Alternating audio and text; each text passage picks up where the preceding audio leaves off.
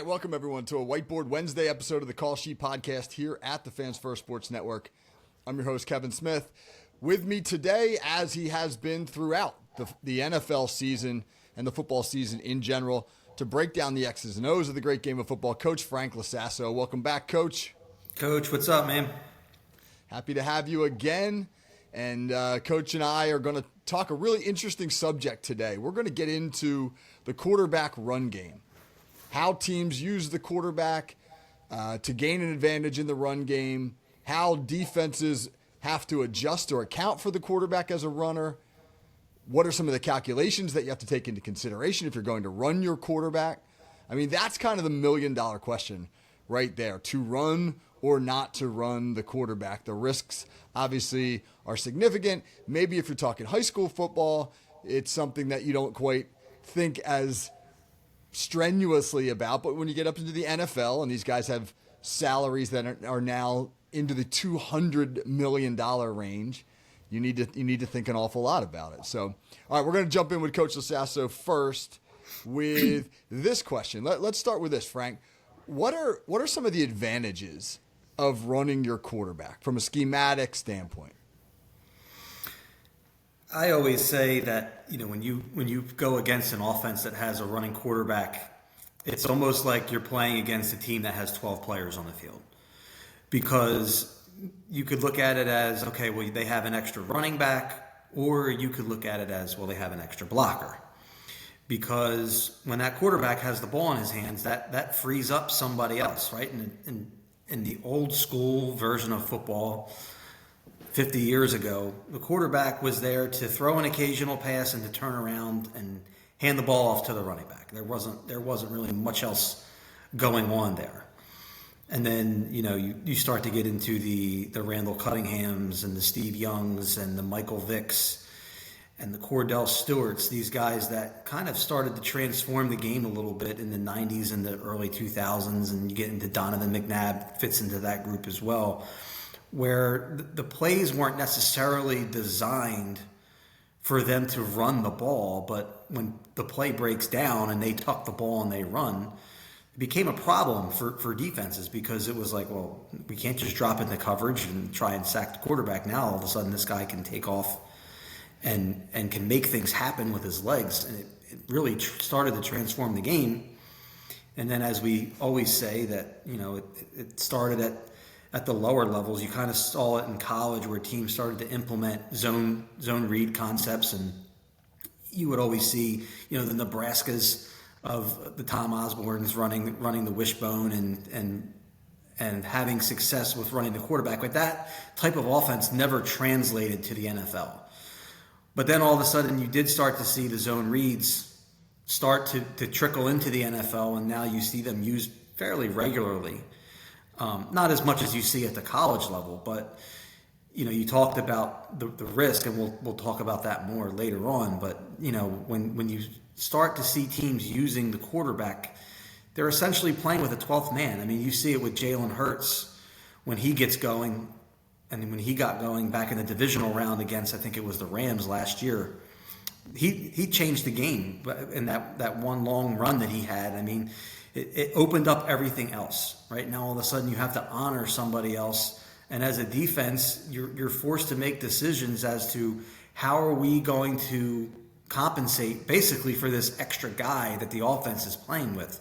And it really puts the defensive coordinators into a bind to figure out, okay, how are we going to compensate for this guy that can now beat us with his legs? And if they're effective in throwing the ball, it makes it even more difficult yet. And at the NFL, these guys who can run can also throw. That's why they're there.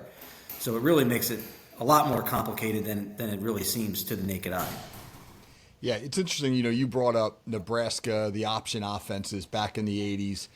And what really the limitation there was the drop back passing game. I mean, you had off of the option action, a little bit of quick game. You'd ride the back and then, maybe take a quick drop and throw some deep balls, try to get some shot plays if the safeties came down. But really what they started to do with the spread is run similar concepts just out of the shotgun, which did two things. One, it reduced the amount of hits on the quarterback because you didn't have to attack that pitch key like you did in the old school option, the under center option, the wishbone, etc. I mean, I remember when I first started coaching, when we would face a wishbone team, we would literally cock our defensive end in and tell him that he is screaming down and laying out the quarterback every single time. Even if that quarterback pitches the ball, you're going to hit him every time.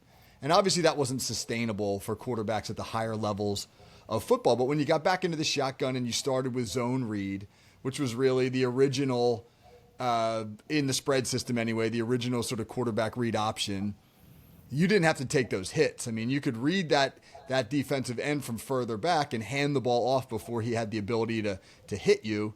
So you were alleviating hits on the QB, and because you're in the shotgun, you now had all of the full complement of passing routes at your disposal as well. So, I mean, that's really the beginning of it when we start talking about the evolution of the spread in the early 2000s, et cetera. But the quarterback run game has evolved significantly. And, again, from the old school wishbone and wing T runs, which were overwhelmingly just sort of perimeter concepts, unless maybe, you were reading the 3-tech and, like some of those sneaky teams would do. But now you've got the quarterback can run anywhere from A-gap to the sideline. So let's talk about some of the concepts now that exist. I think the first question you have to ask yourself is, what kind of a runner do you have? Do you have a guy who is a quick, speedy guy that you want to get out on the perimeter? Or do you have a bigger, sturdier, thicker kid who you're not afraid to run up in between the tackles? Let's start with the first type of quarterback. Frank, if you have a speedy, quick quarterback who's maybe not the biggest kid in the world or not the most well-built kid in the world, what are some of your options in the quarterback run game? When you have the quarterback who's more built for the perimeter game, you're really looking at, in my eyes, you're really worried about the zone read, because that's all coming off of the edge. You really don't want to run the quarterback up inside, and that really limits the quarterback run game when he's really not able to run inside. But at the same time, when you get these elusive quarterbacks who are really good in space, it is a pain to defend, because sometimes you might feel more confident in playing a quarterback who's going to run up between the tackles, because at least you have bodies on the inside who are going to bottle him up. And at the end of the day, it's still linebackers and linemen tackling a quarterback. Whereas on the perimeter, now you have a superior athlete going against other good athletes. But, I mean, if he is elusive in space, it really creates problems. So, I mean, you've got speed option, your traditional old speed option out of the gun that teams like to run. You'll get your zone read concepts. And depending on how you run it, you'll see teams running quarterback sweep or quarterback stretch. A lot of the quarterback stretch teams, that it's still, we talked about that before, stretch is a play that realistically becomes a cutback play, but at the same time, you're not slamming it up inside and running between the B gaps. You're working the perimeter, and you're still playing on the edge where you're less prone to take that big hit or have to run through a tackle from a nose guard or a 3 technique. Yeah. And it's interesting, too, when you think about the way in which teams structure their zone read game. I mean, the classic way to do it, of course, is with your running back diving into the A gaps off of the inside zone blocking scheme, and your quarterback reading the unblocked edge to pull it and get outside. But now teams also will pair that with a third option, a pass option. So if I pull the ball and attack the perimeter, maybe I've got a slot receiver who's running a bubble screen, so that now I can automatically go to a second read. I get my read key is the defensive end. He squeezes down on the inside run. I pull the ball and attack the edge, and now my eyes go right to that alley player. Maybe that's the walk down strong safety or an outside backer. And if he's attacking me, now I can flip the ball out near the numbers to the slot receiver running a bubble screen, or just an X-type receiver, an outside receiver just sitting down at the numbers. It's incredible how many ways offensive coordinators now have found to attack the perimeter with the quarterback. Yeah, for sure. I mean, there's an unlimited number that offensive coordinators now have, especially with the RPOs when you incorporate them. You kind of just said it. You now see third level RPOs where you run zone read, and a lot of teams have gone to play quarters coverage. And what quarters coverage allows you to do, people think of the pass, they don't realize how active that allows the safety to be in the run game. Well, when you play quarters coverage and that safety's cheating and he's reading run and screaming down into the box, and all of a sudden that X receiver's running a corpse concept on the outside where he's going to win inside on the corner, and he's running a skinny post essentially. The quarterbacks are pulling the ball, and they are able to read that strong safety off of the zone give, right? So not only is that a run option, but for the running back, it's a run option for the quarterback, and then he has the option to throw the ball not just a bubble, but he can now throw the ball down the field and create an explosive play. So, offensive coordinators on the perimeter really are having that opportunity to not only stretch the field from side to side, but in lengthwise as well, just by using that quarterback who has the ability to run and throw. Right. Now, here's where it gets really interesting. Increasingly, over the last probably 10 years or so, you've seen teams, particularly at the lower levels of football, but you're even seeing some of this in the NFL, willing to run their quarterbacks between the tackles.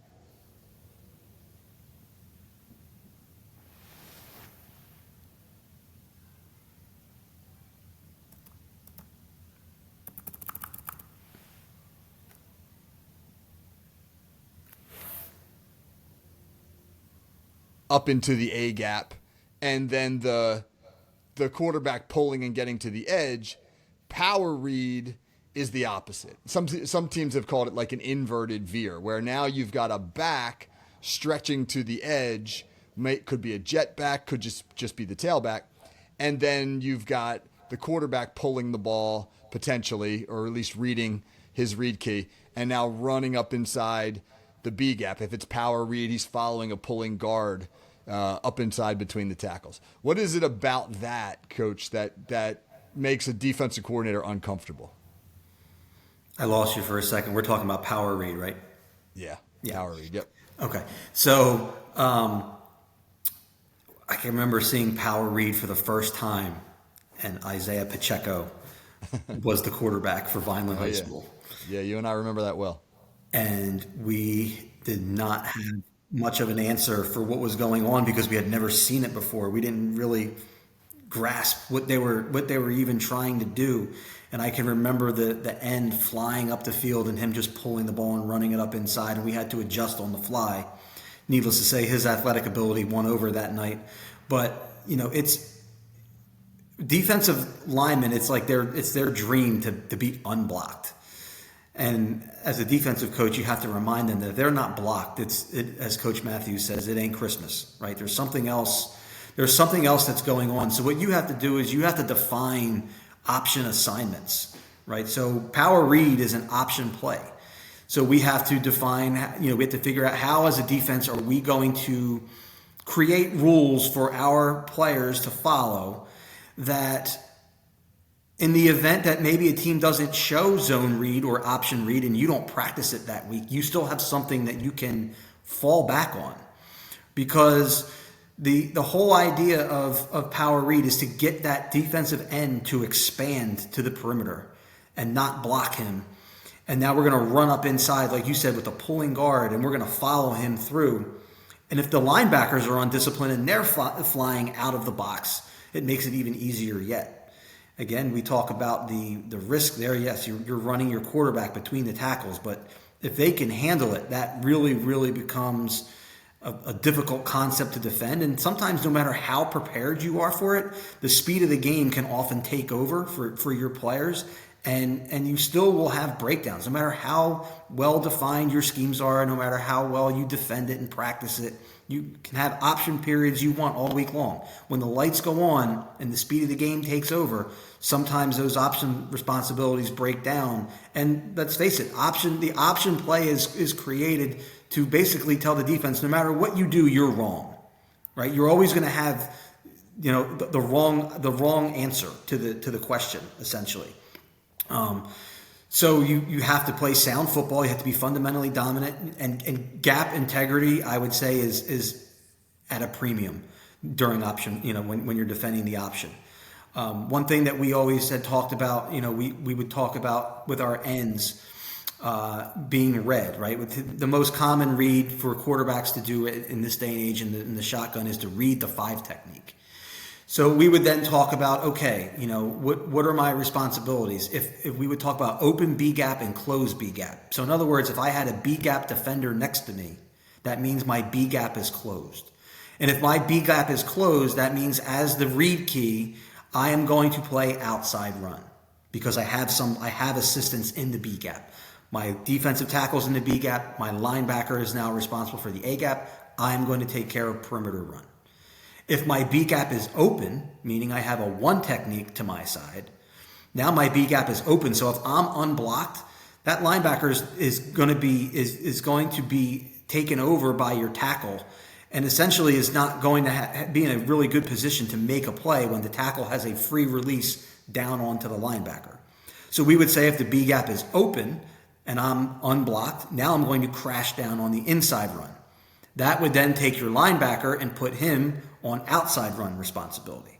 And you would then incorporate ideas, okay, now we're going to play mind games with the offense, right? So every time there's a 1 technique, that 5 technique is the unblocked player is crashing inside, and every time a 3 technique is out there, he's staying outside. He's giving me a pull read or a give read, whatever concept we're talking about, zone or power read.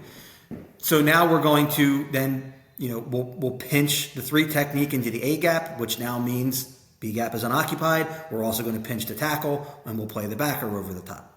And you constantly play, as we say, the cat and mouse game with the offense of, gap exchange stunts with your traditional gap responsibilities.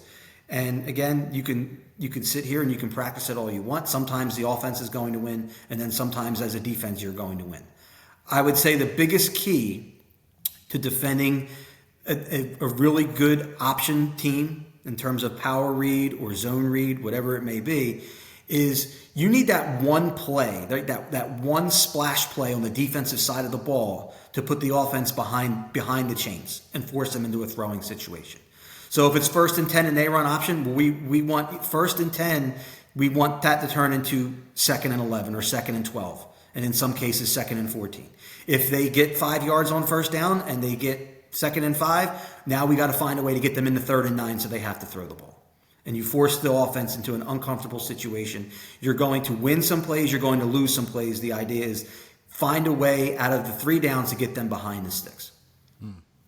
It's interesting. You were talking about the B gap. From an offensive standpoint, if you're running power read or if you're running its trickier companion bash, which is counter essentially, bash stands for back away. Your back is attacking one side of the formation.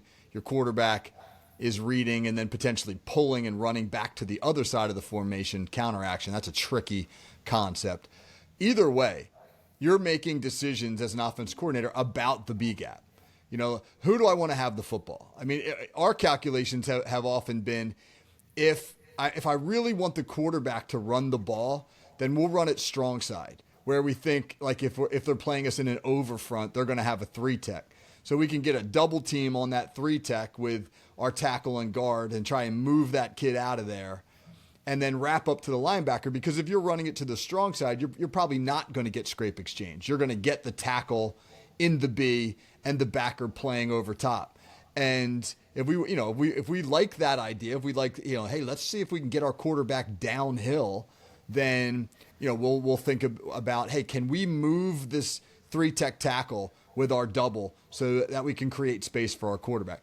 If we want our running back on the perimeter, then we'll probably run it to the weak side where you have the 1 and the 5, you have the open B gap, because like you mentioned, that often invites the defense to close tight with that 5 tech, to squeeze down, and then you're probably running some kind of scrape exchange, and then we're going to have to account for that scraping linebacker with either a perimeter player or an extra, like an H-back coming around, something along those lines.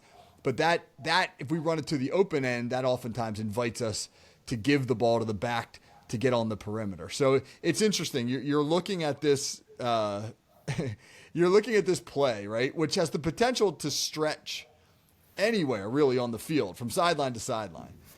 But the calculations that are being made are oftentimes involve this tiny little area of real estate, the B gap, which is an area of real estate that's probably about 4 or 5 feet in diameter. And that's what goes into, your calculations as to where to run the play, how to run the play, etc.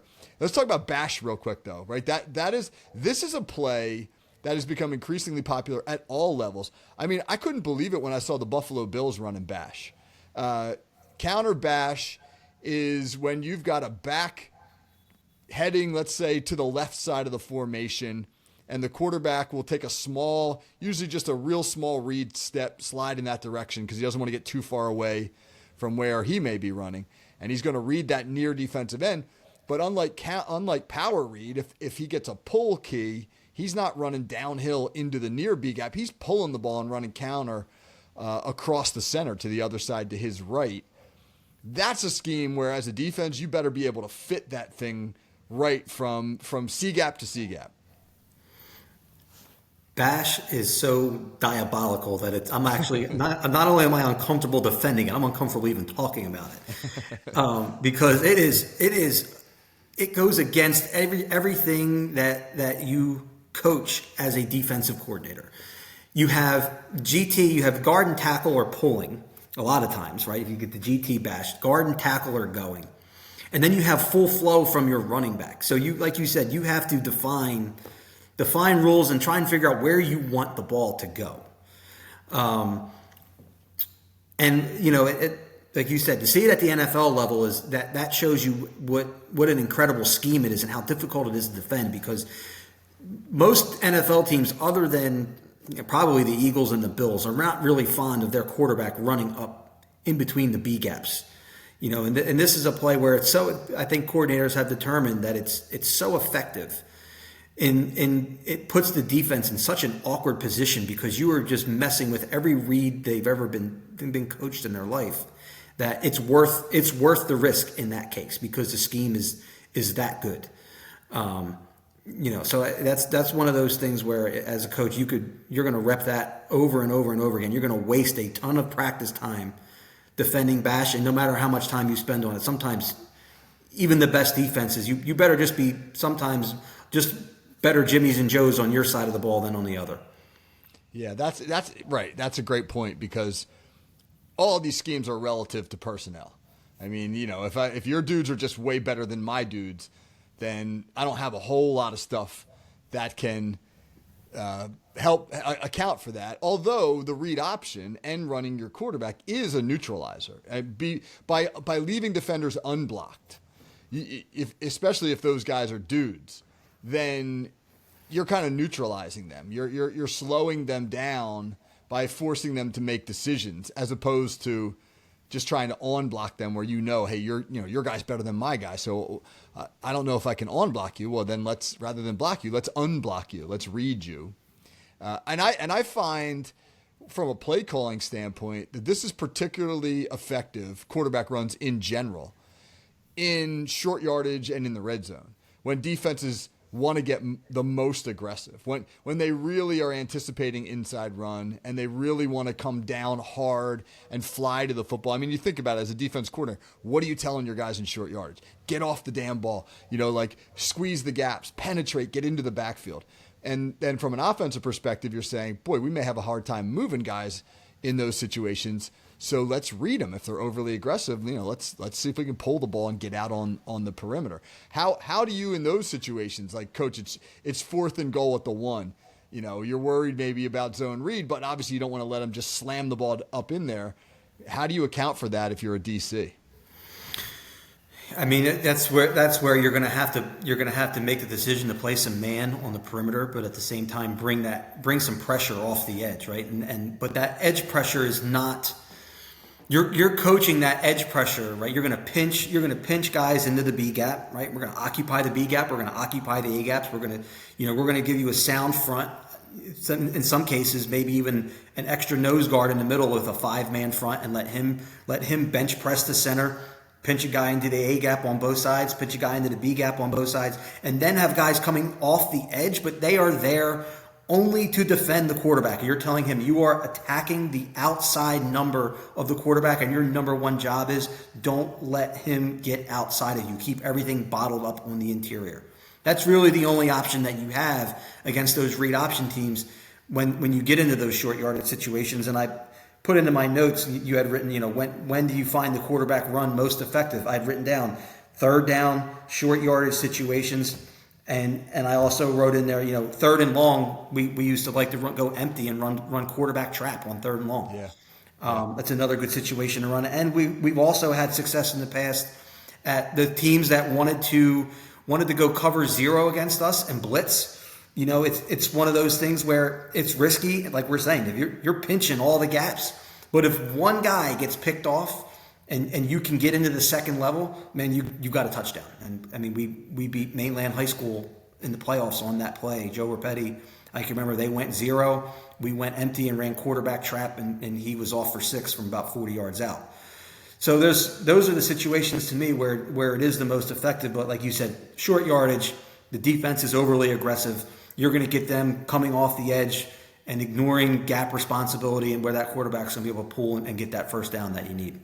Yeah. When your former head coach, Pete Lancetta, was at Hamilton High School, I was an offensive coordinator at Ocean City. We didn't have a lot of success against those Hamilton teams. They were incredibly well coached and tough. But we knew one thing, man. They come hell or high water, they were going to be in cover 2. And the little bit of success that we had against them often came when we got into empty and we had an athletic quarterback and we knew they would stay too high and give us a 5-man box and we'd run the quarterback, whether it was trap or sometimes it was zone with a little motion to kick the backside edge, whatever it might be. That's a situation, especially if you can throw the ball. Because now, man, boy, you get them into too high and you get the light box. If your QB can both throw and run, like you said, it's almost like having a 12th guy on the offense. Yeah, I mean, at the high school level, it definitely – you have a quarterback who can run and throw. I mean, you're going to be very difficult to beat unless you have guys that can't catch or unless you have a line that is ineffective in their blocking schemes because you almost can't be right? Like you said, you're going to play the numbers game. We at Ocean City High School, we had a couple quarterbacks who we would have plays where we would go empty, and it just became the numbers game, right? We would count the box. If there was a 5-man box, we were running Q trap. If they were too high and they somehow snuck a 6-man into the box, we were going to run bubble. If they went single high, then we were going to work choice on the backside. So, I think that's how Coach Cal worked it for the most part, I believe. Yep. Correct me if I'm wrong, but it was just a numbers game. And we were confident in the quarterback to be able to run it inside, make the right choice to throw that bubble if it was there, or at the same time, if you have a shot downfield to beat that coverage, whatever they were in, whether it was single high or cover 0, they had the green light to do so as well. So like we said, sometimes you can almost not be right on the defensive side, and you just have to have the dudes on that side of the ball to compensate for the fact that you're probably not winning the match with the marker, right? That the offensive coordinator in that situation is going to win with those types of concepts if the quarterback can run the ball. Yeah. All right, Frank, let's wrap it up by talking about a very, very different type of quarterback run.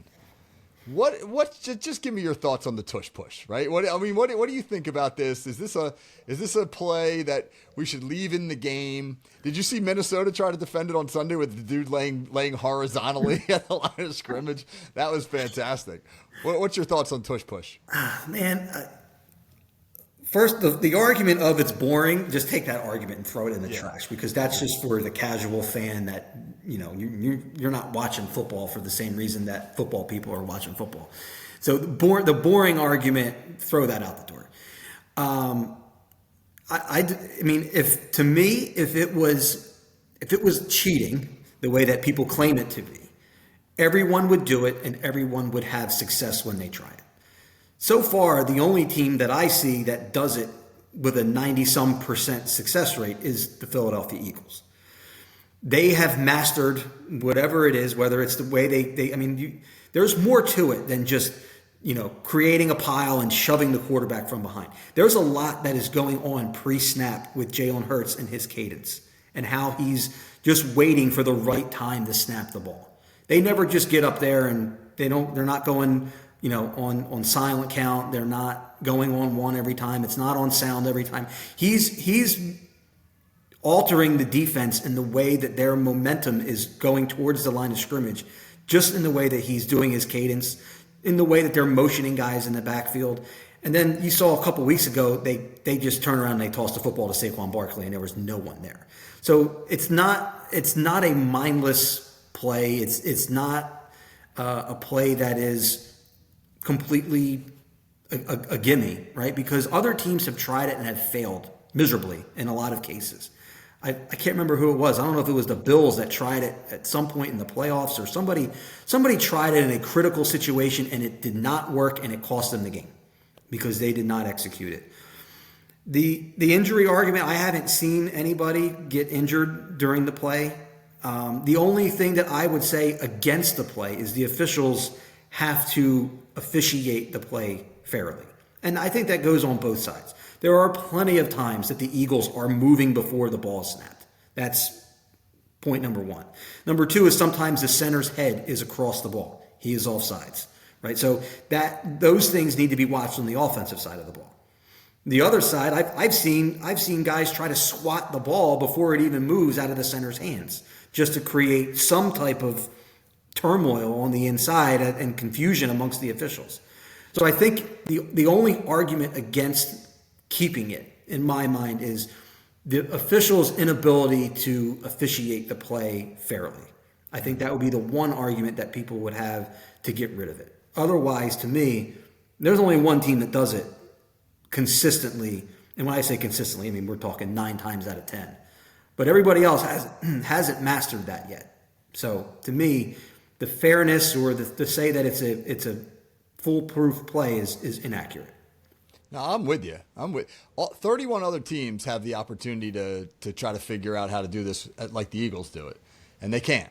And so Philly has learned how to master a thing that everybody else has the chance to master as well. So, I have no issue with it whatsoever. Frank, man, great conversation.